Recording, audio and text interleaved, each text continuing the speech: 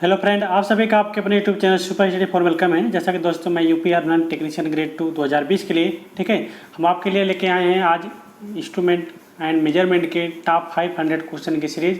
उसमें से पार्ट 1 मैंने ऑलरेडी आपके लिए अपलोड कर चुका हूं। आज का मेरा सेकंड पार्ट है। इसमें दोस्तों आज हम डिस्कस करेंगे 51 से लेके 100 के बीच में क्वेश्चन। ठीक है, इसके पहले वाले पार्ट में हम ऑलरेडी 1 से 50 तक के क्वेश्चन का मैं डिस्कशन कर चुका हूं। यदि आप अभी तक नहीं देखें उस वीडियो को तो आप जाकर मेरे चैनल की प्लेलिस्ट में आप जाकर देख सकते हो। वहां पर 500 ऑब्जेक्टिव क्वेश्चन की सीरीज के नाम से प्लेलिस्ट आपको मिल जाएगी।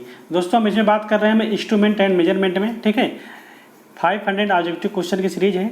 इसमें हम 500 ऑब्जेक्टिव क्वेश्चन रखे हैं जो कि हम आपको 10 पार्ट में लेके आएंगे। ठीक है, तो आज का मेरा दूसरा पार्ट है।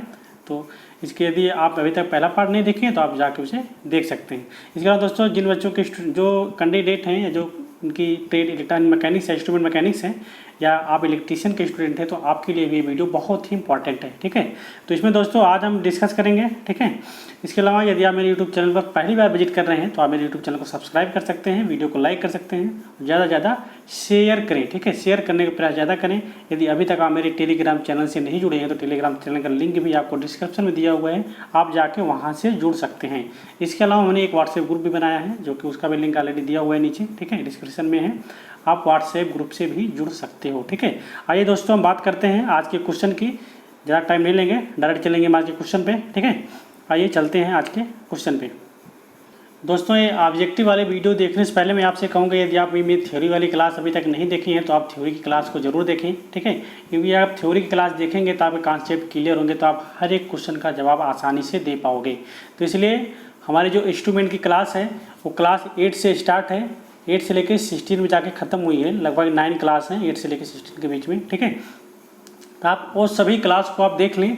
जब वो सभी क्लास आप देखे रहेंगे तो आप यहाँ पे ऑब्जेक्टिव करने आएंगे तो आपको ऑब्जेक्टिव के हर एक क्वेश्चन का आप जवाब दे पाओगे। ठीक है, हमने वहाँ पे हर एक इंस्ट्रूमेंट के बारे में आपको अच्छे से समझाया है। क्या बेसिक पॉइंट है, क्या इंपॉर्टेंट पॉइंट है वो भी मैंने बताया है, क्या आपको याद रखना है, क्या आपको याद नहीं रखना है। ठीक है, तो उसी के बेस पे आपको सारे क्वेश्चन आपको यहाँ पे मिलेंगे। तो इसलिए आप अगर थ्योरी की क्लास अभी तक नहीं देखे हैं तो आप जाके थ्योरी क्लास आप देख सकते हैं। मेरे चैनल की प्लेलिस्ट में आपको मिल जाएगी, थ्योरी के नाम से क्लास है। ठीक है, UP are TG2 EM and IM के नाम से प्लेलिस्ट बनी है, वहाँ पे आपको थ्योरी की क्लास मिल जाएगी। इसके अलावा दोस्तों मैंने ऑलरेडी ऑब्जेक्टिव क्वेश्चन के इंपॉर्टेंट ऑब्जेक्टिव क्वेश्चन की सीरीज मैंने अपलोड की है। 54 पार्ट का वीडियो है वो। ठीक है, उसमें 54 ऑलरेडी प्ले लिस्ट में 44 वीडियो मिलेंगे, 54 वीडियो। ठीक है, तो आप जाके वहाँ से आप उसे देख सकते हो, वो भी आपके एग्जाम के लिए बहुत ही इंपॉर्टेंट है। ठीक है, तो आइए दोस्तों हम आज का देखते हैं पहला क्वेश्चन। तो आज का मेरा पहला क्वेश्चन है, कम मान के कैपेसिटर, उच्च मान के इंडक्टर तथा उच्च प्रतिरोध के मापन के उपयुक्त परिपथ है। ठीक है, आपको बताना है कि लो वैल्यू का अगर हमको कैपेसिटर मापना है या हाई वैल्यू का अगर हमको इंडक्टर मापना है, वो हाई वैल्यू का ही रेजिस्टेंस हमको मापना है, तो हम किस मेथड से या किस विधि से माप सकते हैं। तो ऑप्शन नंबर ए हमारा श्रेणी कनेक्शन क्यू मीटर। ठीक है, मैंने आपको क्यू मीटर पढ़ाया नहीं है दोस्तों। ठीक है, तो क्यू मीटर से रिलेटेड क्वेश्चन है। ठीक है, समांतर कनेक्शन क्यू मीटर या डायरेक्ट कनेक्शन क्यू मीटर या उपरोक्त में कोई नहीं। ठीक है, तो इसके लिए दोस्तों यदि हमको लो वैल्यू का कैपेसिटर, हाई वैल्यू का इंडक्टर और हाई वैल्यू के ही प्रतिरोध का अगर मापन करना होता है तो हम समानांतर कनेक्शन क्यू मीटर का प्रयोग करते हैं। ये बहुत ही इंपॉर्टेंट क्वेश्चन है दोस्तों, कई बार एग्जाम में आए। ठीक है, तो समानांतर कनेक्शन या पैरेलल कनेक्शन क्यू मीटर का हम प्रयोग करते हैं। 51 का बी हमारा करेक्ट हो जाएगा।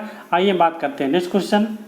क्वेश्चन नंबर 2 है हमारा, 2 बोले तो आज की डेट में 2, बाकी तो 52 है। ठीक है, तो एनर्जी मीटर की डिस्क की स्पीड उस अवस्था में स्थिर होती है जब, ऑप्शन नंबर ए है, ऑपरेटिंग टार्क ब्रेकिंग टार्क के बराबर होता है, या ब्रेकिंग टार्क ऑपरेटिंग टार्क का 2 गुना होता है, या ब्रेकिंग टार्क 0 होता है, या ऑपरेटिंग टार्क से ब्रेकिंग टार्क से कम होता है। ठीक है, तो हमने बताया था आपको कि एनर्जी मीटर जो होता है उसकी जो डिस्क होती है, रोटेटिंग डिस्क होती है, अगर उसको हमको कांस्टेंट करनी है, स्थिर करनी है, तो उसके लिए हमें ब्रेकिंग टार्क जो होता है वो कंट्रोलिंग टार्क के बराबर होगा। ठीक है, ब्रेकिंग टार्क या ऑपरेटिंग टार्क जब आपस में बराबर होंगे तो उस कंडीशन में ही हमारा एनर्जी मीटर की जो रोटेटिंग डिस्क होती है वो हमारी कांस्टेंट या स्थिर रहेगी। तो ऑप्शन नंबर ए हमारा करेक्ट हो जाएगा, operating torque is equal to braking torque. ठीक है, 52 का ऑप्शन नंबर ए करेक्ट है। आइए बात करते हैं नेक्स्ट क्वेश्चन की।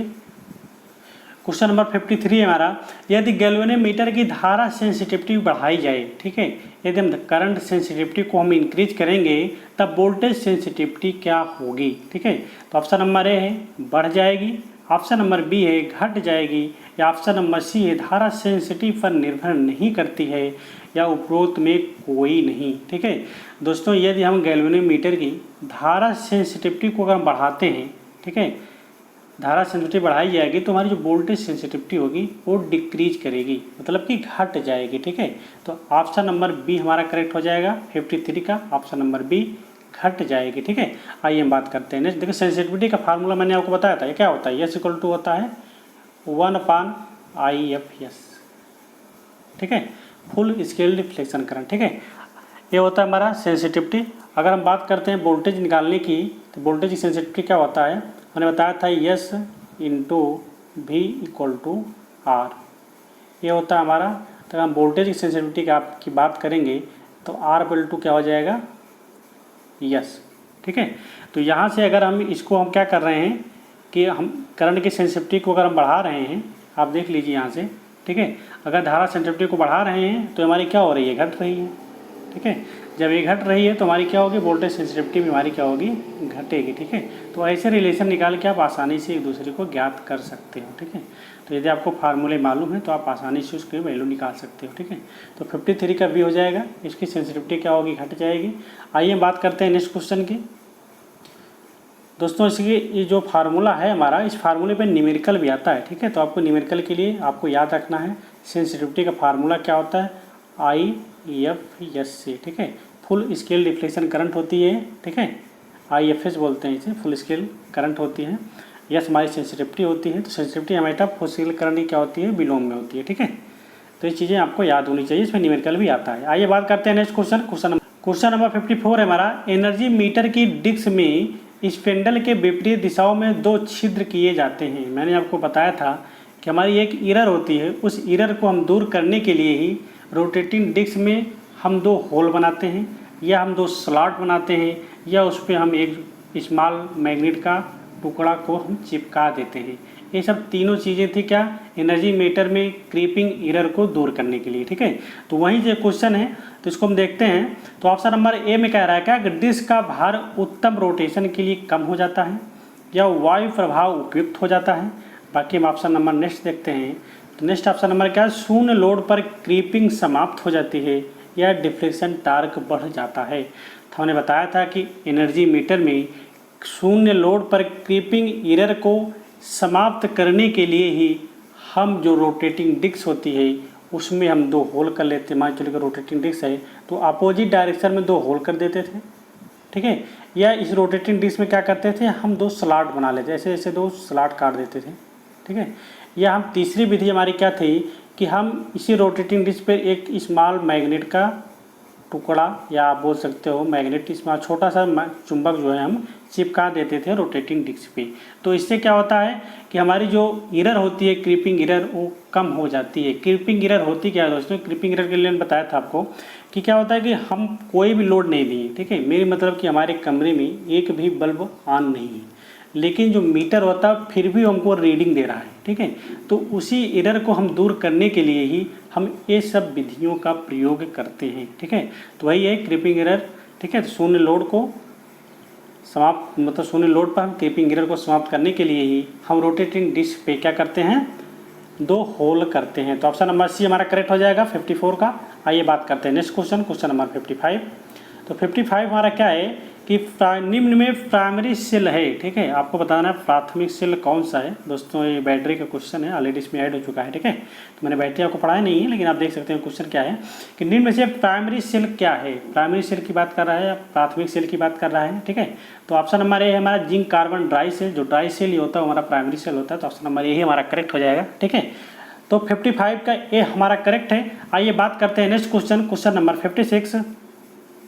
56 हमारा एम्पियर आवर या एम्पियर घंटा डॉट डॉट का मात्रक है। ये भी दोस्तों सेल की कैपेसिटी का मात्रक होता है, ठीक है, ये भी बैटरी का ही क्वेश्चन है, लेकिन बहुत ही इंपॉर्टेंट क्वेश्चन है, बहुत बार एग्जाम में आया हुआ है। ठीक है, तो एम्पियर आवर या एम्पियर घंटा किसका मात्रक होता है? ऑप्शन नंबर ए है पावर का, ऑप्शन नंबर बी है एनर्जी का, ऑप्शन नंबर सी है सेल की कैपेसिटी का, ऑप्शन नंबर डी है उपरोक्त में कोई नहीं। ठीक है, तो हम जानते हैं जो एम्पियर आवर होता है वो हमारी सेल की कैपेसिटी को मापता है, सेल की क्षमता को मापता है। ठीक है, तो ऑप्शन नंबर सी हमारा करेक्ट हो जाएगा 56 का ऑप्शन नंबर सी। ठीक है दोस्तों, वीडियो आपको अच्छी लग रही है, वीडियो को आप लाइक कर दें और शेयर कर दें। ठीक है, सबसे ज़्यादा जरूरी है दोस्तों शेयर करना। ठीक है, तो वीडियो को आप शेयर करते रहें।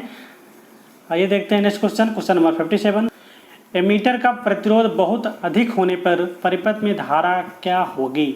ऑप्शन नंबर ए है बढ़ सकती है, कम हो सकती है, प्रवाह बंद हो सकता है, कम अधिक हो सकती है, फ्लक्चुएशन हो सकता है। ठीक है, तो क्या है दोस्तों, यदि एमीटर का प्रतिरोध बहुत अधिक होने पर परिपथ में धारा का जो प्रवाह हो सकता है वो कम हो सकता है। क्यों? क्योंकि हम जानते हैं करंट इन्वर्सली प्रोपोर्शनल होती है किसके? रेजिस्टेंस के। अगर हमारा रेजिस्टेंस बढ़ेगा तो धारा का मान ऑलरेडी क्या होगा? कम होगा। ठीक है, तो एमीटर का अगर प्रतिरोध हम बढ़ाएंगे तो धारा का मान हमारा क्या होगा? कम होगा। ठीक है, 57 का बी हमारा करेक्ट हो जाएगा। आइए हम बात करते हैं नेक्स्ट क्वेश्चन की। क्वेश्चन नंबर 58 है हमारा, निम्न में से किस विधि द्वारा 3 फेज बैलेंस्ड अथवा अनबैलेंस्ड लोड में पावर का मापन किया जा सकता है? ऑप्शन नंबर है 1 वाट मीटर मेथड द्वारा, या ऑप्शन नंबर बी है 2 वाट मीटर मेथड द्वारा, या ऑप्शन नंबर सी है 3 वाट मीटर विधि द्वारा, या ऑप्शन नंबर डी है 4 वाट मीटर विधि द्वारा। ठीक है, तो 3 फेज बैलेंस या अनबैलेंस में अगर हमको पावर का मेजर करना होता है तो हम वहाँ पर प्रयोग करते हैं 2 वाट मीटर विधि। ये दोस्तों वेरी इंपॉर्टेंट क्वेश्चन की आप सीरीज में रख लें। ठीक है, क्योंकि ये क्वेश्चन कई बार एग्जाम में आया हुआ है। ठीक है, बहुत बार पूछा जाता है। तो क्या हो जाएगा इसमें? 2 वाट मीटर विधि। ठीक है, तो 58 का ऑप्शन नंबर बी आपके लिए करेक्ट है। ठीक है, आइए हम देखते हैं नेक्स्ट क्वेश्चन, क्वेश्चन नंबर 59। तो 59 हमारा निम्न में से सबसे अधिक सेंसिटिव इंस्ट्रूमेंट है। कौन सा ऐसा इंस्ट्रूमेंट है जो सबसे अधिक सेंसिटिव है? Velocity galvanometer pointer type, velocity galvanometer spot type, या वाइब्रेशन गैल्वेनोमीटर, या डी आर्सोनवाल गैल्वेनोमीटर। ठीक है, तो हम बात करते हैं सबसे अधिक सेंसिटिव इंस्ट्रूमेंट की, तो उस केस में मेरा आ जाता है वेलोसिटी गैल्वेनोमीटर स्पॉट टाइप। ठीक है, तो velocity galvanometer spot type instrument जो होता है वो सबसे अधिक सेंसिटिव इंस्ट्रूमेंट है। ठीक है, तो 59 का बी हमारा करेक्ट है। आइए दोस्तों देखते हैं next question, question number 60। Question number 60 है दोस्तों, किस यंत्र द्वारा 50 मेगाहर्ट्ज आवृत्ति की 10 मिलीवोल्ट वोल्टेज का मापन किया जा सकता है? तो ऑप्शन नंबर ए हमारा moving iron voltmeter, option number B है VTVM, ऑप्शन नंबर सी है moving coil voltmeter, option number D है CRO। ठीक है, तो हमने दोस्तों जब आपको CRO पढ़ाया था, CRO में एक पॉइंट आपको लिखाया भी था। ठीक है, हमने लिखाया था कि CRO जो होता है हमारा 50 हर्ट्ज 10 मिली वोल्ट तक वोल्टेज को मेजर करता है। तो यहाँ पर क्या ऑप्शन सही हो जाएगा? ऑप्शन नंबर डी हमारा सही हो जाएगा। दोस्तों मैं आपसे बार बार रिक्वेस्ट करूँगा, यदि आप मेरी थ्योरी की क्लास नहीं देखे हैं तो थ्योरी क्लास को आप देख कर ही ऑब्जेक्टिव क्लास देखें। अगर आप थ्योरी क्लास आप देख लोगे तो आप हर एक क्वेश्चन का जवाब देखो। ठीक है, क्योंकि जितने इंस्ट्रूमेंट हैं, यही आपका CRO हो, यही आपका PMMC हो, यही मूविंग आयरन हो, यही डायनमोमीटर हो, यही पावर फ्रीक्वेंसी मीटर हो, या पावर फैक्टर मीटर हो, या आपका इंडक्शन टाइप इंस्ट्रूमेंट हो, कितने भी इंस्ट्रूमेंट है, या इलेक्ट्रोस्टैटिक टाइप वोल्ट मीटर हो, हमने आपको हर एक इंस्ट्रूमेंट के बारे में 10 से लेकर 12 पॉइंट आपको बताए हैं।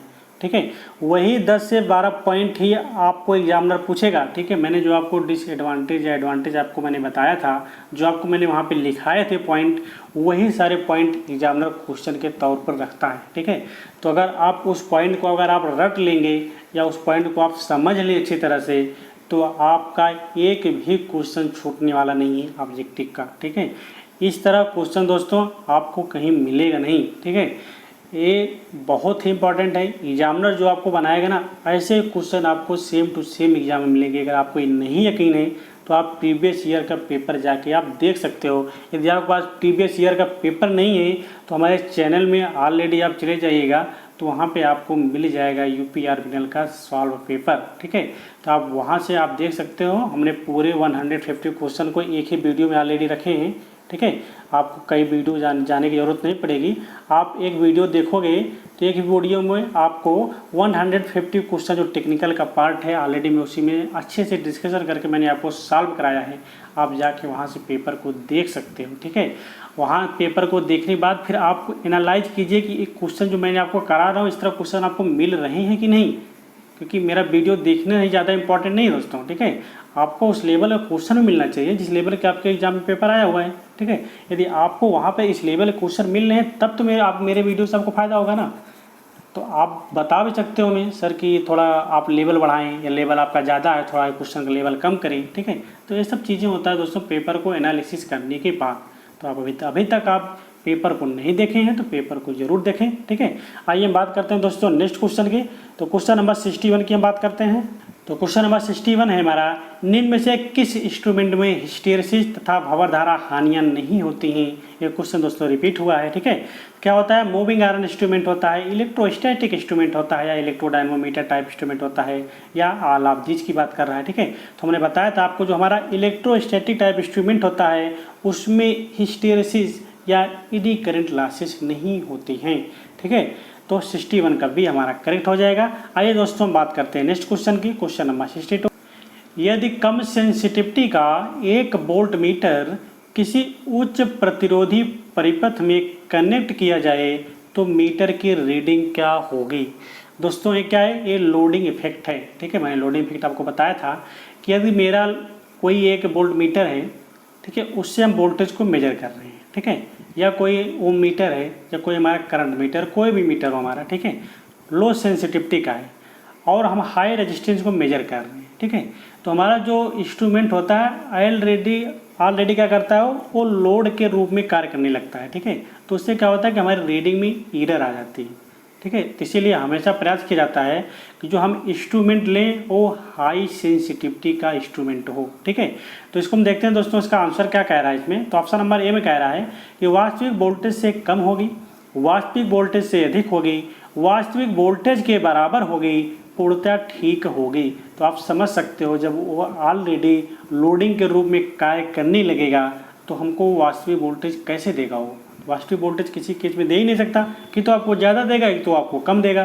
तो आप जानते हैं यदि हमारा लोडिंग के रूप में कार्य करेगा तो हमारी जो वास्तविक रीडिंग है क्या हो जाएगी, कम हो जाएगी। तो जो मेरी वोल्टेज को हमको मेजर करना है उस वोल्टेज से हमको कम वोल्टेज हमको रीडिंग मिलेगा।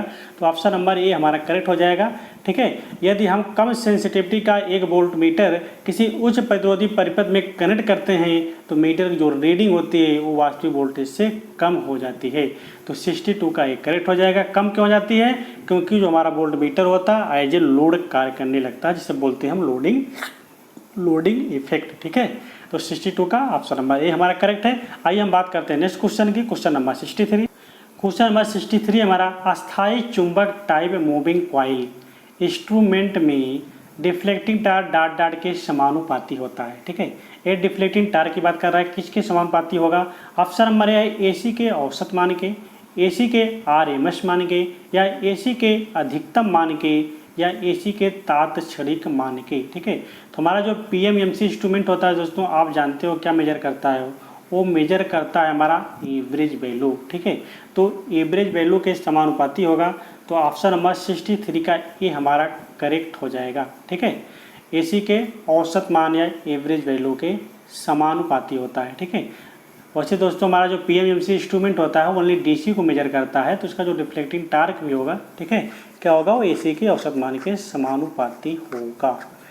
तो 63 का ये हमारा करेक्ट हो जाएगा। आइए हम बात करते हैं दोस्तों नेक्स्ट क्वेश्चन की, ठीक है। Question number 64। क्वेश्चन नंबर 64 हमारा, निम्न में से किस विधि द्वारा कैपेसिटर का लीकेज रेजिस्टेंस या क्षरण प्रतिरोध मापा जा सकता है।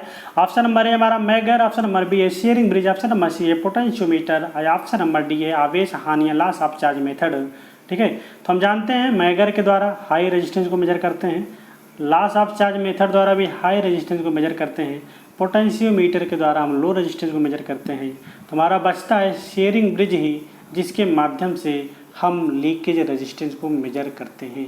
तो क्षरण प्रतिरोध को मापने के लिए हम किस ब्रिज का प्रयोग करते हैं, शेयरिंग ब्रिज का। तो दोस्तों शेयरिंग ब्रिज हमारा बहुत ही इंपॉर्टेंट है। डाई इलेक्ट्रिक लॉसेस को मेजर करने के लिए भी हम शेयरिंग ब्रिज का ही प्रयोग करते हैं, ठीक है। तो इस ब्रिज को आप याद रखें, बहुत ही इंपॉर्टेंट ब्रिज है, ठीक है। आपको ब्रिज से क्वेश्चन अगर बनेगा भी तो आपसे शेयरिंग ब्रिज और बीन ब्रिज, ये दो ब्रिज बहुत इंपॉर्टेंट है। इन्हीं दो ब्रिज से मैक्सिमम क्वेश्चन बनते हैं, ठीक है। तो आपको याद रखना है कि हमको अगर लीकेज रेजिस्टेंस या डाई इलेक्ट्रिक लॉसेस को मेजर करना होता है, ये दो चीज़ें अलग हो जाती हैं, ठीक है, लीकेज रेजिस्टेंस और डाई इलेक्ट्रिक लॉसेस। तो इसके लिए हम शेयरिंग ब्रिज का हम प्रयोग करते हैं, ठीक है। तो 64 का ऑप्शन नंबर बी हमारा करेक्ट हो जाएगा। आइए हम बात करते हैं नेक्स्ट क्वेश्चन की, क्वेश्चन नंबर 65। क्वेश्चन नंबर 65 हमारा एक 50 ओम 50 मिली माइक्रो एम्पियर मीटर की ओम प्रति वोल्ट में सेंसिटिविटी होगी, ठीक है। हमको क्या दिया हुआ है, करंट दिया हुआ है, IFS का मान दिया हुआ है, कितना है 50 माइक्रो एम्पियर में हमको ज्ञात करना है सेंसिटिविटी। तो हमने फार्मूला बताया था, यस इक्वल टू क्या होता है 1/IFS, ठीक है। तो हम 1 रख सकते हैं 50 × 10⁻⁻6, ठीक है। तो -6 को ऊपर ले जाएंगे तो +6 में हो जाएगा, ठीक है। तो हम लिख सकते हैं क्या 10⁻6/50। यदि हम 50 से 10⁻6 में अगर हम भाग देते हैं तो हमारा लगभग आ जाता है कितना 5 दूनी 10, लगभग में आ जाएगा कितना 20 किलो ओम प्रति वोल्ट, ठीक है। इसे आप भाग देख निकाल लीजिएगा तो ये आ जाता है हमारा कितना 20 किलो ओम प्रति वोल्ट आ जाता है। ऑप्शन नंबर हमारा करेक्ट हो जाता है। बहुत सा सिंपल सा क्वेश्चन है, एक क्वेश्चन दोस्तों कई बार एग्जाम में आया हुआ, ठीक है। तो सिंपल सा क्वेश्चन होता है, एग्जामिनर आपको इसलिए देता है कि आपको नॉलेज को चेक करता है कि आपको क्या आपने अच्छे से पढ़ा है, या अगर पढ़ा है तो आपको फार्मूले याद है कि नहीं। तो आपके फार्मूले के लेवल को चेक करने के लिए ही वो एग्जामिनर इस तरह क्वेश्चन देता है। बाकी बहुत सिंपल सा क्वेश्चन है, ठीक है, बहुत आसानी से है। बस आपको क्या करना है, यस इक्वल टू लिख देना है 1/IFS, इसका मान रख देना है, बाकी आपको डिवाइड मल्टीप्लिकेशन कर लेना है, आंसर आपको मिल जाएगा। तो ऑप्शन नंबर ए मिल जाएगा 65 का एक 20 किलो ओम प्रति वोल्ट, ठीक है। आइए बात करते हैं दोस्तों नेक्स्ट क्वेश्चन की, क्वेश्चन नंबर 66।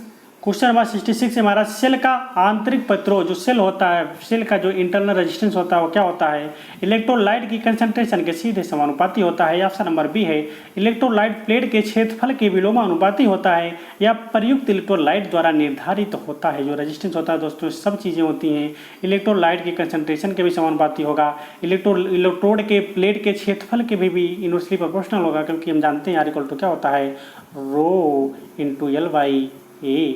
तो रेजिस्टेंस हमारे प्लेट के क्षेत्रफल के भी इनवर्सली प्रोपोर्शनल होता है। तो देखिए फार्मूला तो वही लगेगा ना, जो रेजिस्टेंस हो जाए सेल का हो जाए, आपका वायर का रेजिस्टेंस हो जाए, आप किसी चीज़ का रेजिस्टेंस माप रहे हो, मटेरियल का माप रहे हो, ठीक है। तो रेजिस्टेंस के फार्मूले तो वही है। तो इलेक्ट्रोलाइट क्षेत्रफल के भी विलोमानुपाती होता है, प्रयुक्त इलेक्ट्रोलाइट द्वारा निर्धारित भी होता है, उसके मटेरियल पर निर्भर भी करता है, ठीक है। तो उपरोक्त में से सभी आल आप दीजिए, ऑप्शन सही हो जाएगा। 66 का ऑप्शन नंबर डी हमारा करेक्ट हो जाएगा। उपरोक्त में से सभी, ये सभी ऑप्शन आपके लिए करेक्ट हैं। तो 66 का ऑप्शन नंबर डी हमारा करेक्ट है। आइए हम बात करते हैं नेक्स्ट क्वेश्चन की, क्वेश्चन नंबर 67। क्वेश्चन नंबर 67 हमारा एक डिजिटल वोल्ट मीटर में 4 हाफ डिजिट डिस्प्ले होती है, तो मीटर की 10,000 वोल्ट रेंज में अधिकतम पाठ्यांक हो सकता है। तो पहले बात आप देख लीजिए, 4 हाफ डिजिट मैंने आपको बताया था। हाफ डिजिट के लिए दोस्तों अगर मैक्सिमम की बात करेगा तो 1 का प्रयोग करते हैं, अगर मिनिमम की बात करेगा तो 0 का लिए 0 रखते हैं। किसके लिए, हाफ डिजिट के लिए। लेकिन यहाँ पे अधिकतम की बात किया तो हम 1 रखेंगे। इसके अलावा मैंने बताया था अगर 4 डिजिट है तो 0.99 तक जाएगा 4 बार, ठीक है। ये होता है हमारा बात 10,000 की, 10,000 को मल्टीप्लाई कर देंगे तो इतना हो जाएगा 999, और हाफ के लिए हम 1 लगा देंगे तो 1999 हो जाएगा, जो कि ऑप्शन नंबर डी हमारा करेक्ट हो जाएगा। बहुत इंपॉर्टेंट क्वेश्चन है, कई बार एग्जाम में आया भी है, ठीक है। तो इसका जो रीडिंग देगा, जो पाठ्यांक मिलेगा हमको कितना मिलेगा 19,999, ऑप्शन नंबर डी हमारा करेक्ट हो जाएगा। कैसे निकला आपने देख लिया। अगर 4 डिजिट की बात करेगा तो 0.999। इसके अलावा हाफ की बात करता है, अगर 1 के लिए बात करता है, मतलब कि हाई के लिए बात करेगा तो 1 का प्रयोग करेंगे, और लो के लिए बात करेगा तो 0 का प्रयोग करते हैं इस हाफ की वैल्यू, ठीक है। तो यहाँ अधिकतम वोल्टेज की बात किया है तो अधिकतम के लिए क्या हो जाएगा 1 लग जाएगा आगे, बाकी इतने हैं क्योंकि 10,000 वोल्टेज दिया है तो 10,000 वोल्टेज को अगर इसमें मल्टीप्लाई कर देंगे तो पॉइंट तो हट जाएंगे सारे, ये हमारा हो जाएगा, ठीक है। तो ये चीज़ हो गई। 19,999 हमारा हो गया 10,000 वोल्टेज के लिए, जो कि 4 हाफ डिजिट मल्टीमीटर कितना प्रदर्शित करेगा, हमको इतना प्रदर्शित करेगा। ऑप्शन नंबर डी हमारा करेक्ट है। आइए हम बात करते हैं नेक्स्ट क्वेश्चन की, क्वेश्चन नंबर 68। निम्न में से किस इंस्ट्रूमेंट में AC तथा DC पर समान कैलिब्रेशन होता है। मैंने आपको दोस्तों बताया था, इस चीज़ को बहुत अच्छे से पढ़ाया था। आपको आंसर देना, पहले मैं क्वेश्चन पढ़ता हूँ, ठीक है। तो 68 क्या है, निम्न में से किस इंस्ट्रूमेंट में एसी तथा डीसी पर समान कैलिब्रेशन होता है? तो ऑप्शन नंबर ए है electrodynamometer instrument, option number B है moving iron instrument, option number C है rectifier type instrument, option number D है मूविंग कॉइल इंस्ट्रूमेंट। तो मैंने आपको बताया था कि ऐसा कौन सा इंस्ट्रूमेंट है जिसे हम बोलते हैं ट्रांसफर इंस्ट्रूमेंट, वही वाला क्वेश्चन है दोस्तों, ठीक है। मैंने बताया था ट्रांसफर इंस्ट्रूमेंट ऐसा इंस्ट्रूमेंट होता है यदि हम उसको एसी के लिए कैलिब्रेशन किए हैं, एसी क्वांटिटी को मेजर करने के लिए हम कैलिब्रेशन किए हैं और उसी का हम प्रयोग डीसी को मेजरमेंट करने के लिए कर लेते हैं, तो रीडिंग हमको सही देता, कोई अंतर नहीं आता। उसी प्रकार के इंस्ट्रूमेंट को हम ट्रांसफर इंस्ट्रूमेंट कहते हैं। और ट्रांसफर इंस्ट्रूमेंट में हमारा कौन सा आता था, इलेक्ट्रोडायनमोमीटर इंस्ट्रूमेंट आता था, जिसे हम बोलते थे ट्रांसफर इंस्ट्रूमेंट। तो ये क्या हो जाएगा, समान कैलिब्रेशन एसी और डीसी के लिए, तो ऑप्शन नंबर ए हमारा करेक्ट हो जाएगा, इलेक्ट्रोडायनमोमीटर इंस्ट्रूमेंट। दोस्तों एक भी क्वेश्चन आपको बाहर से नहीं मिलेगा, बस क्या करना है, जो चीज़ मैंने आपको समझाई थी उस चीज़ को आपको याद होना चाहिए बस, ठीक है। जैसे आपको मैं इंस्ट्रूमेंट की क्लास दे रहा हूँ, आपको एक एक चीज़ समझाया, उसका ऑब्जेक्टिव कराया, हम आशा करते हैं कि चीज़ें आपको समझ में आ रही होंगी। ऐसे दोस्तों मैं आपको इलेक्ट्रॉनिक्स भी पढ़ा दूंगा, ठीक है। आपका एक भी क्वेश्चन इलेक्ट्रॉनिक्स से छूटेगा नहीं। इलेक्ट्रॉनिक्स तो मैं आपको इंस्ट्रूमेंट से भी अच्छा पढ़ाऊंगा, ठीक है। बहुत अच्छी तरह से एक एक चीज़ बारीक पॉइंट में आपको बता दूंगा, जो कि आज तक शायद में आपने कभी सोचा भी नहीं होगा कि इलेक्ट्रॉनिक्स में ये चीज़ें भी होती हैं, ठीक है। तो मैं आपको एक ऐसी ट्रिक बता दूंगा कि उस ट्रिक के माध्यम से आप क्वेश्चन देखोगे तो आसानी से आप क्वेश्चन को सॉल्व कर सकते हो दोस्तों, ठीक है। तो इसलिए आप वीडियो को आप शेयर करते रहें, ठीक है, लाइक करते रहें। चैनल सब्सक्राइब नहीं किए तो चैनल को सब्सक्राइब आप कर लें, ठीक है। ITI में आपका जो लेवल है उस लेवल को मैं आपको इतने अच्छे से जो होता है ना कि घोर कर पिला देना, तो मैं आपको समझ लीजिए कि टैबलेट है, अब उस टैबलेट को पानी में घोल के आपने पी लिया, ठीक है। तो ऐसा मैं आपको बता दूंगा। बस क्या है, थोड़ा टाइम का वेट कीजिए और कुछ वीडियो को लाइक करते रहें। और लाइक नहीं किया या चैनल को सब्सक्राइब नहीं किया, चैनल को आप सब्सक्राइब कर लें, ठीक है। और बेल आइकन को जरूर प्रेस करें। तो दोस्तों क्या हो गया, 68 का हमारा एक करेक्ट हो जाएगा। आइए हम बात करते हैं नेक्स्ट क्वेश्चन की, क्वेश्चन नंबर 69। तो क्वेश्चन नंबर 69 हमारा इंडक्टेंस डॉट द्वारा मापी जाती है। इंडक्टेंस किसके द्वारा मेजर करते हैं हम, वेन ब्रिज के द्वारा, शेयरिंग ब्रिज के द्वारा या ओवेन ब्रिज के द्वारा, या ऑप्शन नंबर सी हमारा मैक्सवेल ब्रिज के द्वारा।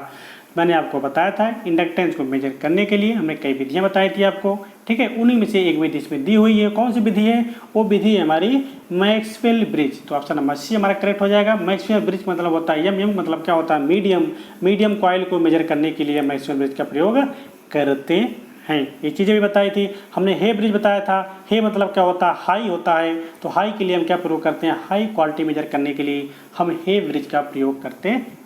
ये सब चीज़ें मैंने आपको बताया था। मैंने आपको बताया था एंडरसन ब्रिज, एंडरसन को आप याद कर सकते हो कि मैंने बताया था कि सबको हाई मीडियम तो वही गया था, लो बचा था तो लो के लिए हम एंडरसन ब्रिज का प्रयोग करते हैं। तो ये सब चीज़ें दोस्तों आपके लिए एकदम इंपॉर्टेंट चीज़ें थी। मैंने आपको हर एक चीज़ थ्योरी बताई थी, ठीक है। तो आप थ्योरी क्लास नहीं देखते, थ्योरी क्लास आप जरूर देखें। तो 69 का हमारा क्या हो जाएगा, सी करेक्ट हो जाएगा, मैक्सवेल ब्रिज। मैक्सवेल ब्रिज के माध्यम से हम इंडक्टेंस का मेजर करते हैं। आइए बात करते हैं नेक्स्ट क्वेश्चन की, क्वेश्चन नंबर 70। क्वेश्चन नंबर 70 है हमारा कि किसी कुंडली के साथ स्वैम्पिंग प्रतिरोध प्रयुक्त करने से, हमने दोस्तों स्वैम्पिंग रेजिस्टेंस के बारे में भी आपको बताया था कि स्वैम्पिंग रेजिस्टेंस का प्रयोग हम किस लिए करते हैं, ठीक है। तो क्या है, ताप के कारण त्रुटि कम हो जाती है स्वैम्पिंग रेजिस्टेंस को प्रयोग करने से। ऑप्शन नंबर ए है। हम बात कर लेते हैं ऑप्शन नंबर बी की, सेंसिटिविटी बढ़ जाती है। ऑप्शन नंबर सी है, थर्मल EMF के कारण त्रुटि कम हो जाती है। या ऑप्शन नंबर डी है, इंस्ट्रूमेंट द्वारा ली गई पावर कम हो जाती है, ठीक है। तो मैंने आपको बताया था जो हमारे टेम्परेचर की जो एरर होती है मीटर में, उस एरर को हम दूर करने के लिए स्वैम्पिंग रेजिस्टेंस का प्रयोग करते हैं मीटर के सीरीज में। तो मीटर के सीरीज में हम स्वैम्पिंग रेजिस्टेंस लगाते थे। मैंने आपको इसका डेरिवेशन भी कराया था, इसका फार्मूला भी निकाला था, मैंने आपको बताया भी था कि आप इसको याद रखिएगा, इंपॉर्टेंट क्वेश्चन है, एग्जामिनर पूछता है। देखिए आपको क्वेश्चन भी मिल गया यहाँ पे, किसी कुंडली के साथ स्वैम्पिंग प्रतिरोध का प्रयोग करने से क्या होता है। तो हम किसी कुंडली के साथ हम स्वैम्पिंग रेजिस्टेंस का प्रयोग करेंगे तो वहाँ पर क्या होगा, ताप के कारण जो एरर होती है वो एरर क्या हो जाती है, हमारी रिड्यूस हो जाती है या कम हो जाती है। तो 70 का ए हमारा करेक्ट हो जाएगा। आइए हम बात करते हैं दोस्तों क्वेश्चन नंबर 71 की। क्वेश्चन नंबर 71 है हमारा, मूविंग कॉइल इंस्ट्रूमेंट की कुंडली, मूविंग कॉइल इंस्ट्रूमेंट की जो कुंडली होती है कहाँ होती है, वो एल्यूमिनियम फ्रेम पर बाइंड की जाती है वायर, या ऑप्शन नंबर बी है आयरन फ्रेम पर बाइंड की जाती है, ऑप्शन नंबर सी है इंसुलेटिंग मटेरियल के फ्रेम पर बाइंड की जाती है, या ऑप्शन नंबर डी है अर्धचालकीय मटेरियल के फ्रेम पर बाइंड की जाती है। तो मैंने बताया आपको जो हमारी जो कॉइल होती है वो कहाँ पर लगी होती है, वो एल्यूमिनियम फ्रेम पर बाइंड की जाती है। क्यों? क्योंकि वेट को कम करने के लिए, ठीक है, तो लाइट वेट के लिए हम एल्यूमिनियम का प्रयोग करते हैं, तो उसी पर हम जो है मूविंग कॉइल को हम उसी पर वाइंड करते हैं। तो 71 का ए हमारा करेक्ट हो जाएगा, 71 का ऑप्शन नंबर ए हमारा करेक्ट है। आइए बात करते हैं नेक्स्ट क्वेश्चन के। क्वेश्चन नंबर, इंसुलेशन चेक करने के लिए डॉट डॉट प्रयुक्त किया जाता है। बहुत इंपॉर्टेंट क्वेश्चन है, बार बार एग्जाम में आता है, ठीक है, बहुत बार एग्जाम में है। कोई क्वेश्चन आपके इंस्ट्रूमेंट में आए या ना आए, लेकिन ये क्वेश्चन जरूर आता है, ठीक है। तो क्या हो जाएगा इसका, हम मैगर का प्रयोग करते हैं इंसुलेशन चेक करने के लिए। मैंने आपको 3 चीज़ें बताई थी, मैगर होता है, लास्ट चार्ज मेथड विधि होती है, ठीक है, मेगाओमीटर होता है। एक देखिए तो मैगर को मेगाओमीटर के नाम से भी जानते हैं। पूछ लेता है क्वेश्चन कि मैगर को और किस नाम से जाना जाता है, तो मैगर को हम मेगाओमीटर के नाम से भी जानते हैं। तो 72 का डी हमारा करेक्ट है। इंसुलेशन रजिस्टेंस को चेक करने के लिए हम मैगर का प्रयोग करते हैं। इस क्वेश्चन को आप जरूर से रट लें, ठीक है। आइए बात करते हैं दोस्तों नेक्स्ट क्वेश्चन के। एमीटर का आंतरिक प्रतिरोध डॉट डॉट के लिए बहुत कम होना चाहिए। अगर जो हमारा एमीटर है उसका इंटरनल रेजिस्टेंस अगर कम होना चाहिए तो किस कारण होना चाहिए, किस लिए कम होना चाहिए, ये आपको बताना है। तो क्या है कि हाई सेंसिटिविटी के लिए या उच्च सेंसिटिविटी के लिए, या ऑप्शन नंबर बी दिया है यथार्थ एक्यूरेसी या उच्च एक्यूरेसी या हाई एक्यूरेसी के लिए, या ऑप्शन नंबर सी है मीटर पर अधिकतम वोल्टेज ड्रॉप के लिए, या परिपथ में धारा पर न्यूनतम प्रभाव के लिए। तो मीटर का जो आंतरिक रेजिस्टेंस होता है, रेजिस्टेंस काम ही क्या होता है, जो धारा पर न्यूनतम प्रभाव डालने के लिए। तो ऑप्शन नंबर डी हमारा करेक्ट हो जाएगा। परिपथ में धारा पर न्यूनतम या मिनिमम इफेक्ट डालने के लिए हम रेजिस्टेंस का बहुत कम प्रयोग करते हैं अमीटर में। तो 73 का ऑप्शन नंबर डी हमारा करेक्ट हो जाएगा। आइए हम बात करते हैं नेक्स्ट क्वेश्चन की। क्वेश्चन नंबर हमारा 74 है, वोल्टेज सोर्स का आंतरिक प्रतिरोध डॉट डॉट उच्च होना चाहिए। क्यों उच्च होना चाहिए वोल्टेज सोर्स का आंतरिक प्रतिरोध? वोल्टेज सोर्स से अधिक धारा प्राप्त करने के लिए, या उच्च वोल्टेज रेंज के लिए, या मीटर में न्यूनतम धारा के लिए, या अधिक लोडिंग प्रभाव के लिए। तो 74 का हमारा ऑप्शन नंबर क्या हो जाएगा, 74 का ऑप्शन नंबर सी हमारा करेक्ट हो जाएगा, क्योंकि मीटर में न्यूनतम धारा के लिए हम हाई रेजिस्टेंस का प्रयोग करते हैं। किसके? वोल्ट सोर्स में। वोल्ट सोर्स का जो आंतरिक प्रतिरोध होता है वो अधिक इसीलिए रखते हैं क्योंकि मीटर में जो न्यूनतम धारा प्रवाहित हो सके। तो 74 का ऑप्शन नंबर सी हमारा करेक्ट हो जाएगा। आइए बात करते हैं नेक्स्ट क्वेश्चन के। क्वेश्चन नंबर 75 है हमारा, निम्न में कौन सा स्टेटमेंट ट्रू है? आपको बताना है कौन सा कथन सत्य है। तो ऑप्शन नंबर ए हमारा, समानांतर में कनेक्ट किया गया उच्च प्रतिरोध का गैलोमीटर वोल्ट मीटर होता है। तो अगर हम शंट में बात करेंगे तो वो वोल्ट मीटर केस में नहीं होता, वो मीटर केस में होता है। पहला ऑप्शन गलत है हमारा। दूसरा है कि श्रेणी में कनेक्ट किया गया उच्च प्रतिरोध का गैलोमीटर मीटर होता है, ये भी गलत है। इस केस में हमारा वोल्ट मीटर होता है।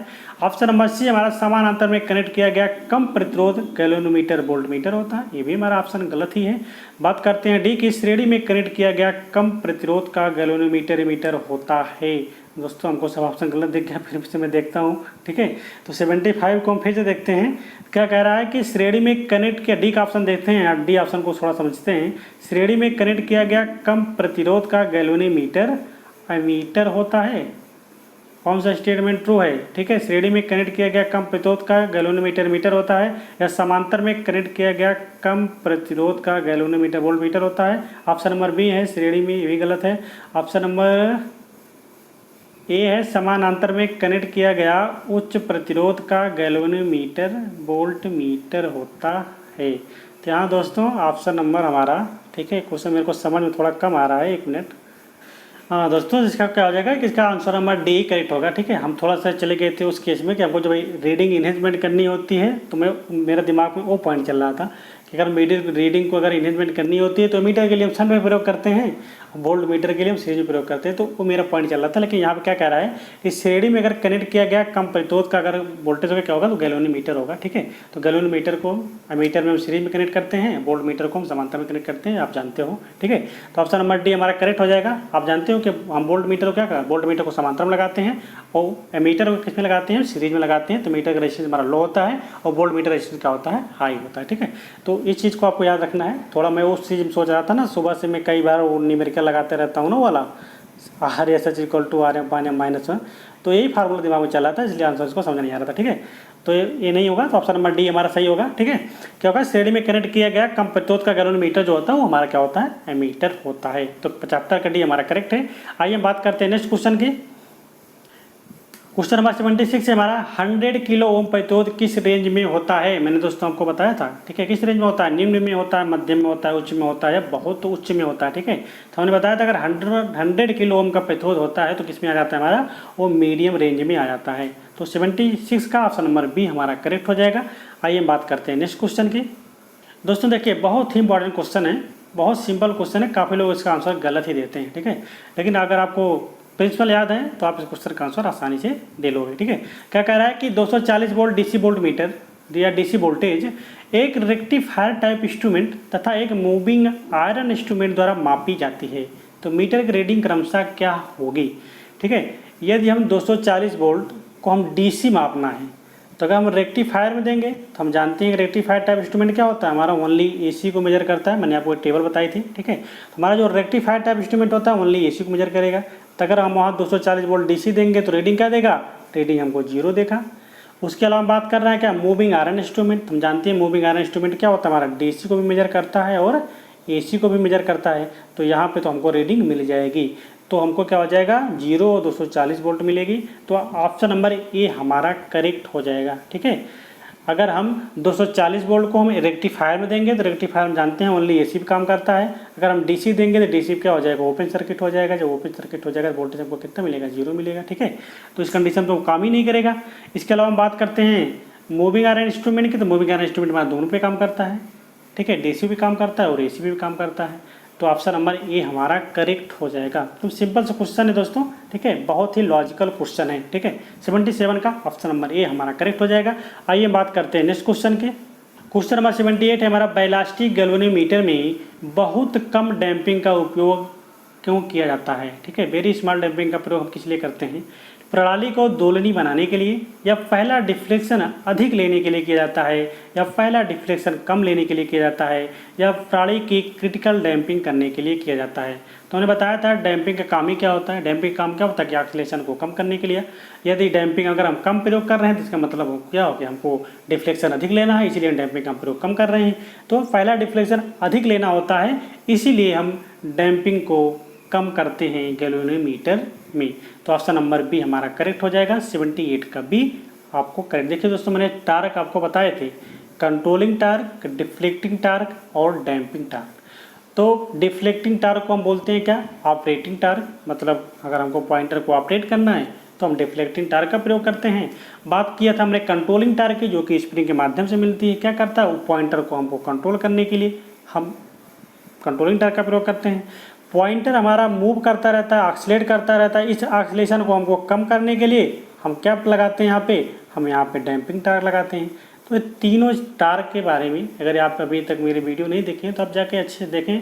मैंने आपको ग्रेविटी कंट्रोल, स्प्रिंग कंट्रोल, मतलब जो कंट्रोल होते हैं, पूरी एरर एनालिसिस, बाकी इंस्ट्रूमेंट के बारे में बहुत अच्छे से पढ़ाया दोस्तों। ठीक है, तो अब मैं बार बार आपसे कहूँगा कि वीडियो आप नहीं देखे हो तो आप जाके वहाँ से वीडियो देखो। देखो दोस्तों, क्वेश्चन को एक रटना होता है, एक होता है क्वेश्चन को समझना।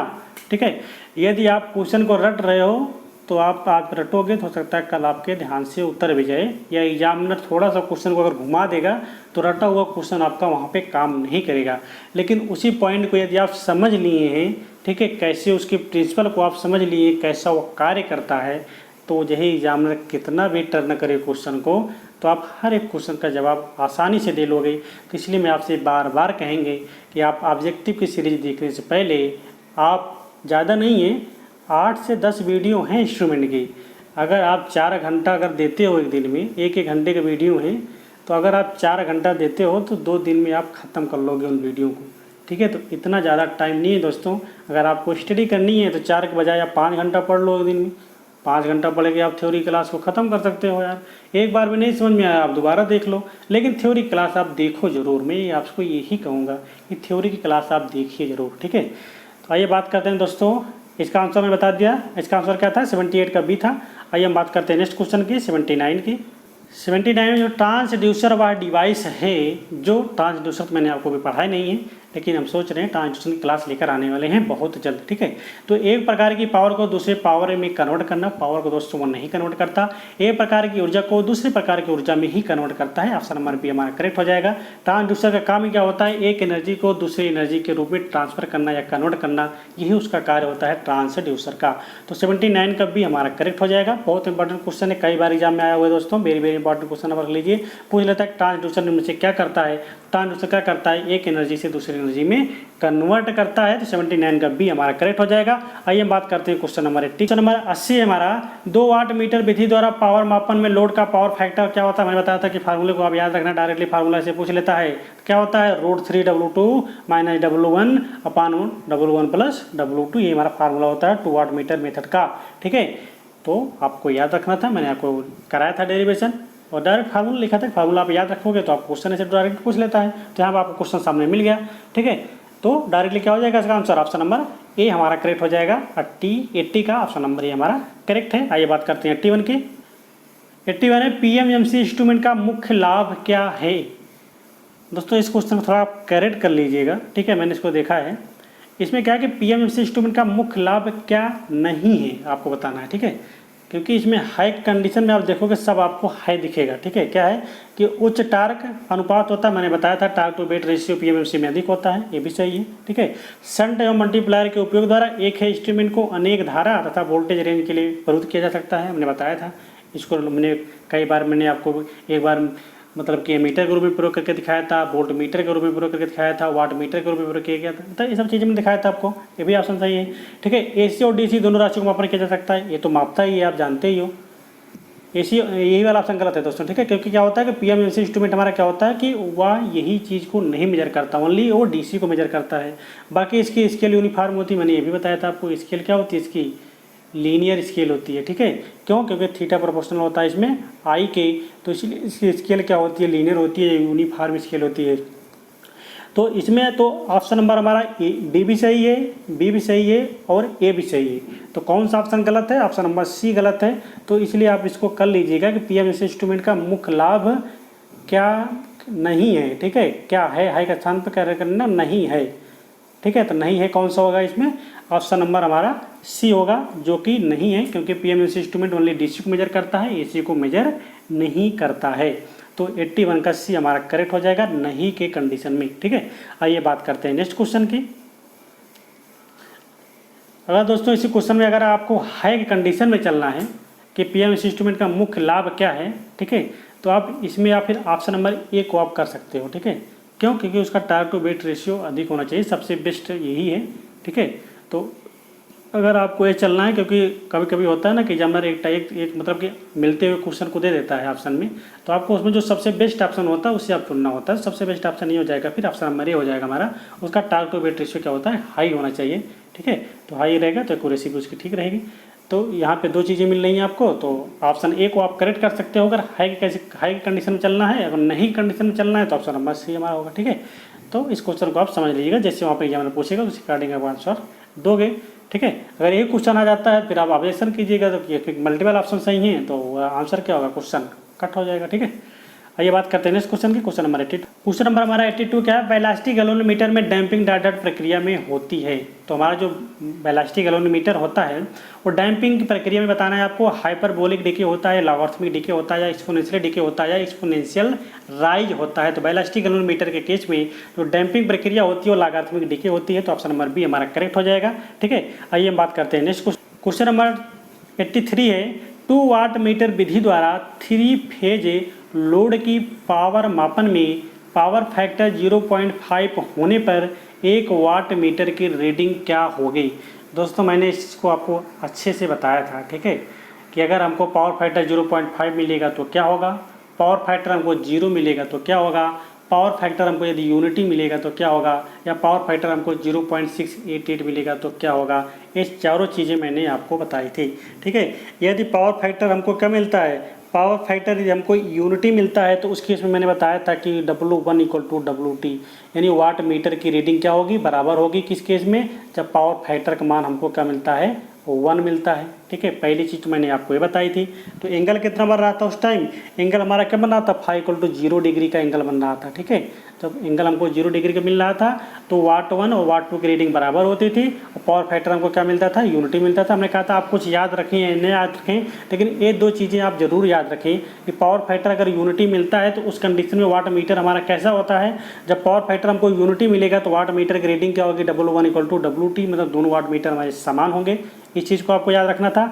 इसके अलावा मैंने आपको बताया था कि यदि हमको पावर फैक्टर का मान हमको 0 मिलता है, पावर फैक्टर का मान अगर PF का मान यदि हमको 0 मिलता है तो उस कंडीशन में क्या होगा, उस कंडीशन में हमारा W1 और WT की रीडिंग क्या होगी, एक की रीडिंग पॉजिटिव होगी, एक की रीडिंग निगेटिव होगी। ठीक है, W1 अगर पॉजिटिव होगा तो W2 क्या होगा, निगेटिव होगा। ये चीज़ मैंने आपको बताई थी। ठीक है, तो यदि हमें पावर फैक्टर 0 मिलेगा तो एक रीडिंग हमारी पॉजिटिव होगी, दूसरी रीडिंग हमारी क्या होगी, निगेटिव होगी, तो उस कंडीशन में हमको ये मिलेगा। ठीक है, इसके अलावा मैंने आपको बताया था कि पावर फैक्टर का मान 0.866 है, 0.866 है। तो उस कंडीशन में क्या होगा, उस कंडीशन में हमको जो हमारा W1 और W2 का मान होगा, एक का हमारा क्या होता है, W1 और W2 का क्या होता है, हाफ होता है।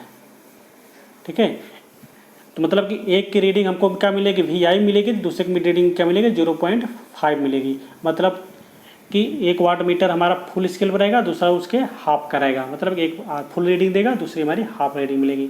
तो क्या होगा, W1 = हाफ W2। ठीक है, ये बताया था मैंने आपको। मैंने लास्ट में जो क्वेश्चन पूछा है, अगर पावर फैक्टर 0.5 मिलेगा तो उस कंडीशन में क्या होगा, तो उस कंडीशन में हमारा एक वाट मीटर हमको 0 रीडिंग देगा।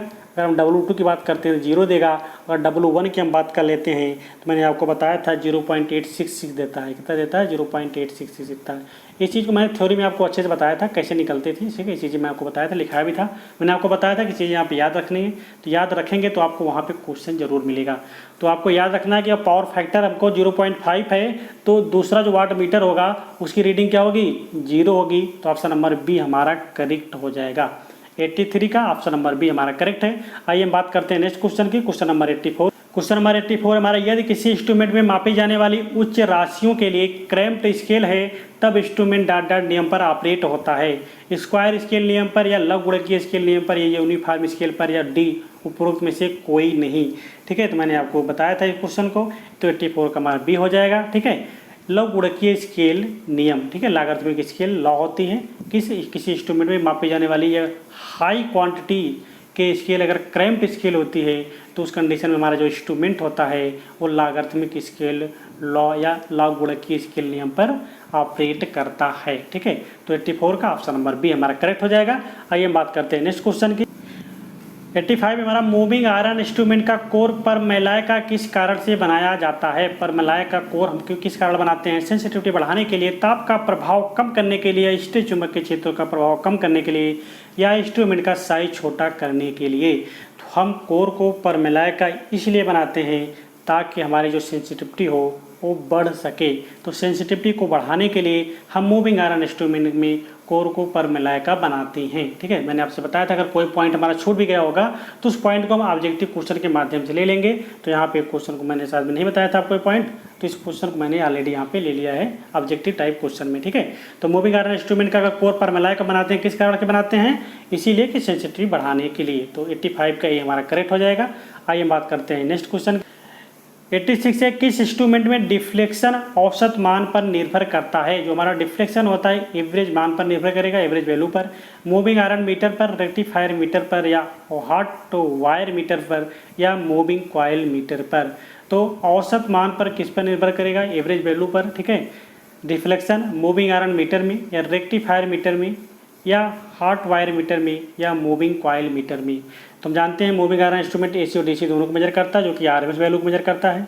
रेक्टिफायर मीटर भी हमारा RMS वैल्यू को मेजर करता है। हॉट वायर मीटर में मैंने बताया था कि RMS वैल्यू को मेजर करता है। ये मूविंग कॉइल मीटर होता है जो एवरेज वैल्यू को मेजर करता है, तो इसका डिफ्लेक्शन भी एवरेज वैल्यू के समानुपाती होगा। तो 86 का ऑप्शन नंबर डी हमारा करेक्ट हो जाएगा। ठीक है, आइए बात करते हैं नेक्स्ट क्वेश्चन की। उन इंस्ट्रूमेंट में जिनमें चुंबकीय क्षेत्र दुर्बल होता है किस प्रकार के डैम्पिंग प्रयुक्त की जाती है। वायु घर्षण डैम्पिंग, द्रव घर्षण डैम्पिंग, या हवाधारा डैम्पिंग, या उपरोक्त में से कोई नहीं। ठीक है, तो अगर चुंबकीय क्षेत्र हमारा वीक है या कमजोर है या दुर्बल है तो उसके लिए हम एयर फ्रिक्शन डैम्पिंग का प्रयोग करते हैं। तो 87 का ये हमारा करेक्ट हो जाएगा। ठीक है, आइए हम बात करते हैं नेक्स्ट क्वेश्चन की। निम्न में से मल्टीप्लायर के संबंध में फाल्स स्टेटमेंट सेलेक्ट करना है, आपको गलत बताना है कि कौन सा स्टेटमेंट गलत है। उनका प्रतिरोध समय के साथ परिवर्तित नहीं होता है, नहीं होना चाहिए, सही है। ताप के साथ उनके प्रतिरोध में अधिक परिवर्तन होना चाहिए, ये गलत है। ठीक है, अगर टेम्परेचर बढ़ा रहे हैं रजिस्टर मान अधिक बढ़ रहा है तो मल्टीप्लायर कोई मतलब ही नहीं है। ठीक है, तो ऑप्शन नंबर बी हमारा करेक्ट हो जाएगा। ठीक है, ताप टेम्परेचर बढ़ाने से प्रतिरोध का मान बढ़ना नहीं चाहिए। ठीक है, आइए बात करते हैं नेक्स्ट क्वेश्चन के।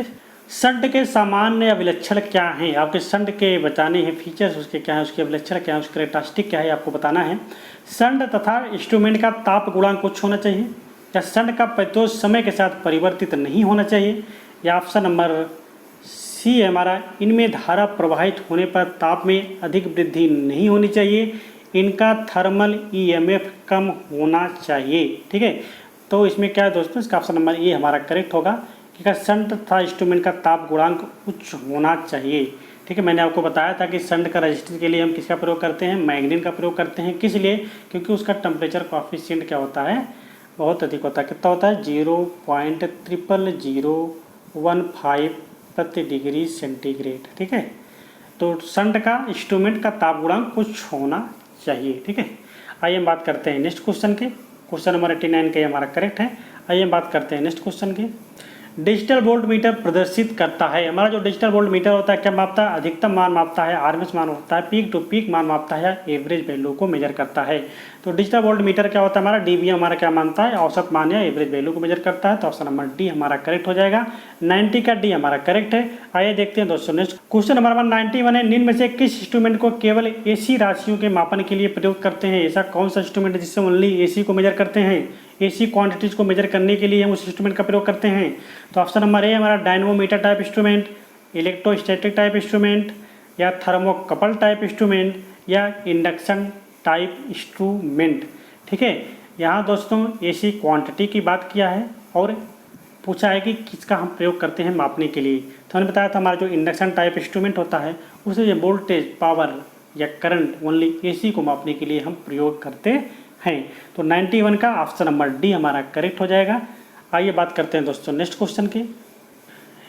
92 है दोस्तों। एक पीएमएमसी मीटर की कुंडली का प्रतिरोध 99 ओम है तथा फुल स्केल डिफ्लेक्शन धारा 0.1 मिली एम्पियर है। तो मीटर में 1 ओम का शंट लगा है, तो हाफ फुल स्केल डिफ्लेक्शन पर मीटर में क्या धारा होगी? तो आप देखिए दोस्तों, अगर फुल स्केल करंट पर धारा 0.1 मिली एम्पियर है। देखिए दोस्तों, बहुत सिंपल सा क्वेश्चन है, लोग इसको देखेंगे तो घबरा जाएंगे और क्वेश्चन को सॉल्व नहीं करेंगे, छोड़कर चले जाएंगे। लेकिन इसमें करना क्या है, इसमें करना कुछ भी नहीं है।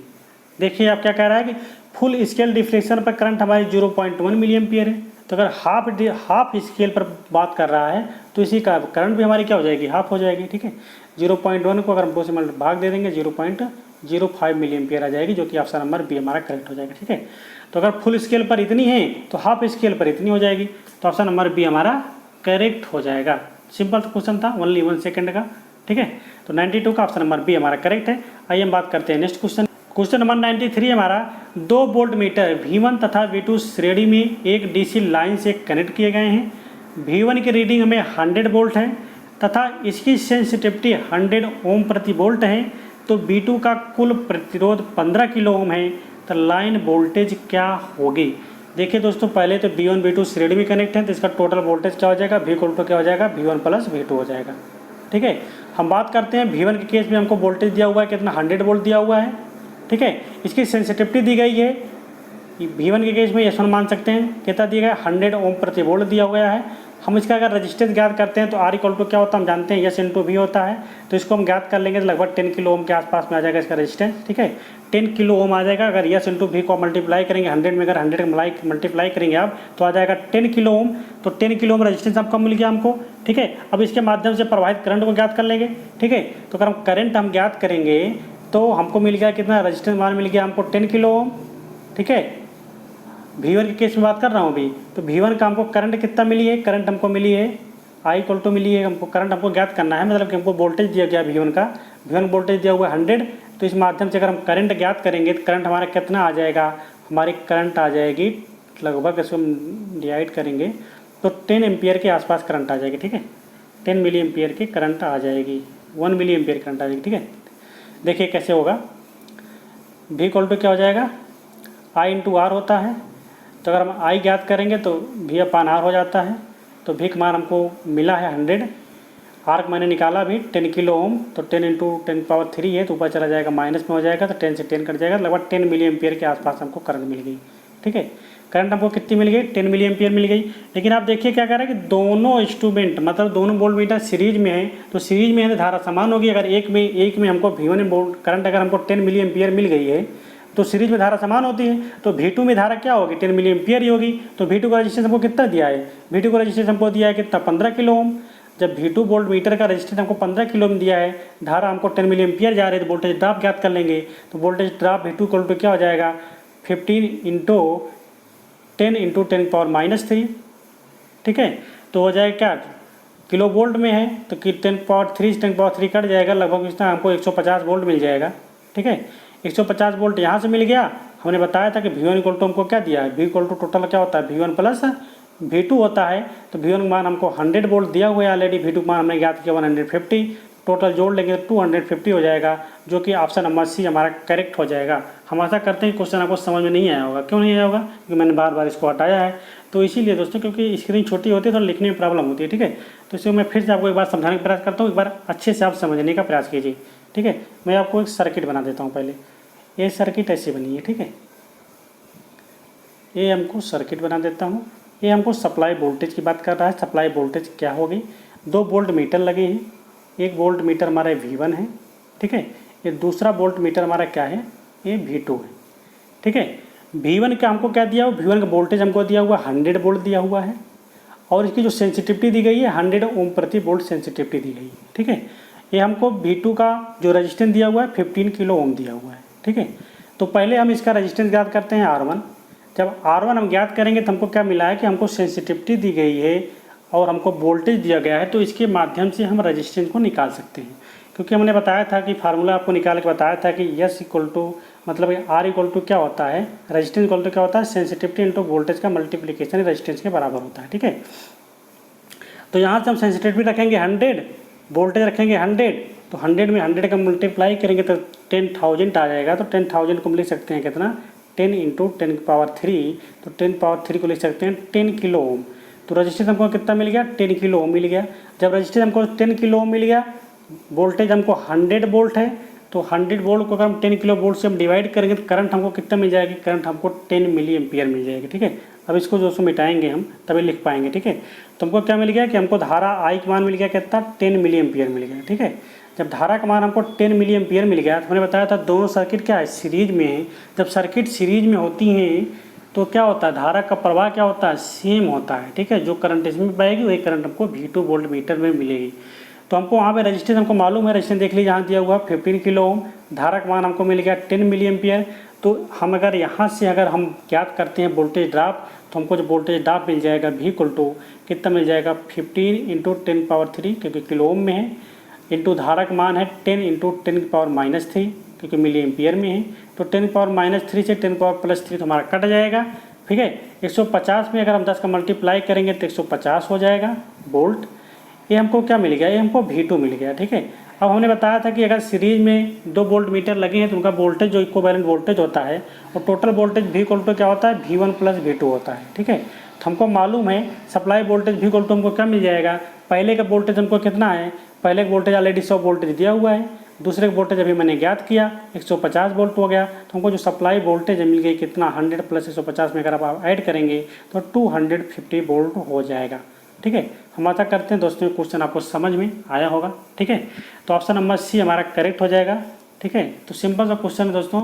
अगर आपको क्वेश्चन अगर कहीं समझने में प्रॉब्लम हुई होगी तो मैं जैसे जैसे बोला हूँ, ठीक है, आप उस आवाज़ को सुनिएगा और वैसे वैसे आप कॉपी में अपने लिखते चलिएगा। तो आप कॉपी में लिख लोगे तो उस चीज़ को आप आसानी से कर ले जाओगे। ठीक है, तो अगर टाइम मिलेगा तो बाद में इस क्वेश्चन को हम फिर मैं सोच रहा हूँ कि एक सीरीज ऐसे रखूँगा कि उसमें ओनली न्यूमेरिकल ही होगा। ठीक है, लास्ट में जब 500 सीरीज पूरी हो जाएगी तो मैं एक सीरीज लेके आऊँगा जिसमें आपको 40-50 सिर्फ न्यूमेरिकल ही होंगे। ठीक है, तो आपको मैं न्यूमेरिकल करा दूँगा अच्छे से।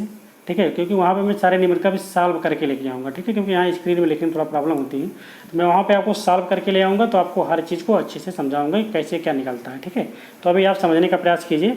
आइए हम देखते हैं अगला क्वेश्चन। अगर दोस्तों क्वेश्चन समझ में आया है तो वीडियो को लाइक जरूर करें। ठीक है, आइए देखते हैं नेक्स्ट क्वेश्चन।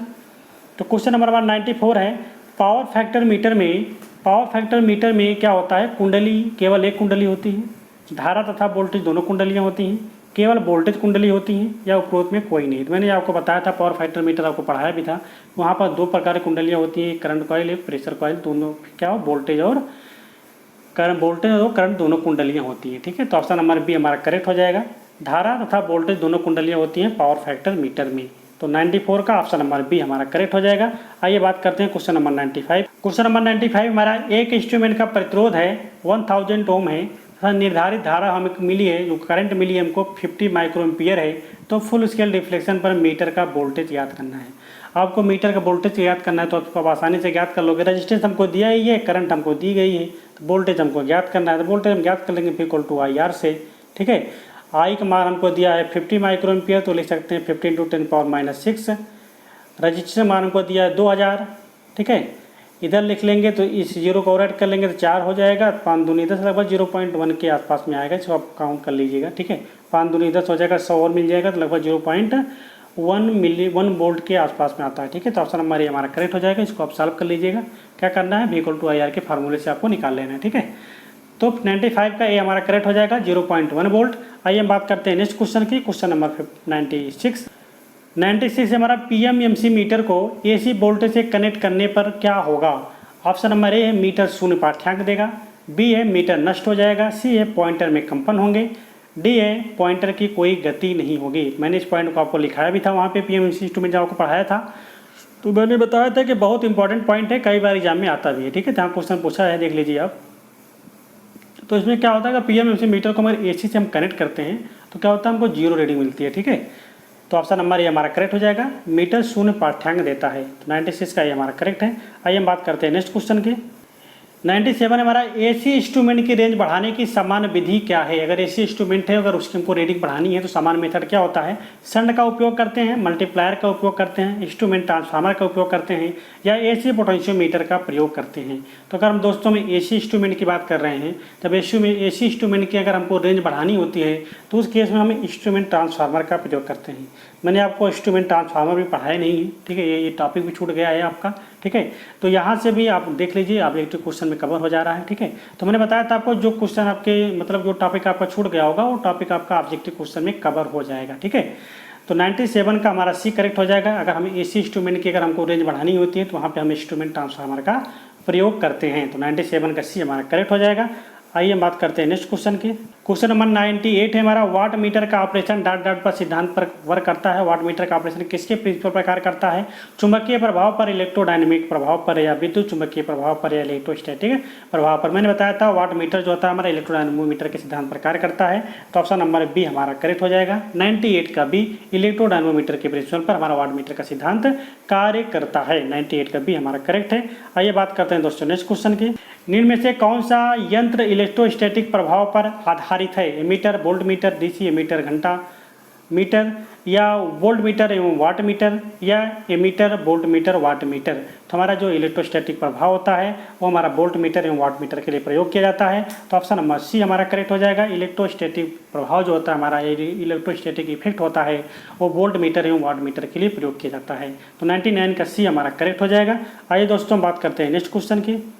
क्वेश्चन नंबर 100 है हमारा, एक इंस्ट्रूमेंट का प्रतिरोध 2 ओम है, उसकी फुल स्केल करंट दी गई है, धारा 50 मिली एम्पियर, मीटर से हमको 5 एम्पियर धारा का मापना है, तो क्या प्रयोग करना पड़ेगा। ठीक है, तो दोस्तों क्या है, मीटर के लिए प्रयोग करना है तो हमको शंट रजिस्टेंस ज्ञात करने के लिए कह रहा है।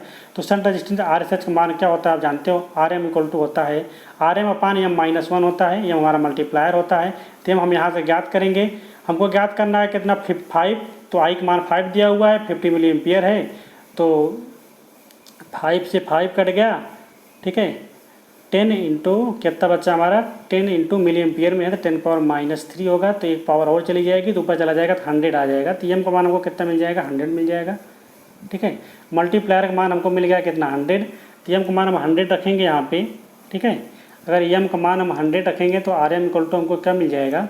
ठीक है, RM = सॉरी दोस्तों, शंट रजिस्टेंस ज्ञात करना है तो RSH = हमको मिल जाएगा क्या, RM मान दिया हुआ 2 ओम, हमको 100 मिल गया है, एम का मान -1 तो हो जाएगा 2/99।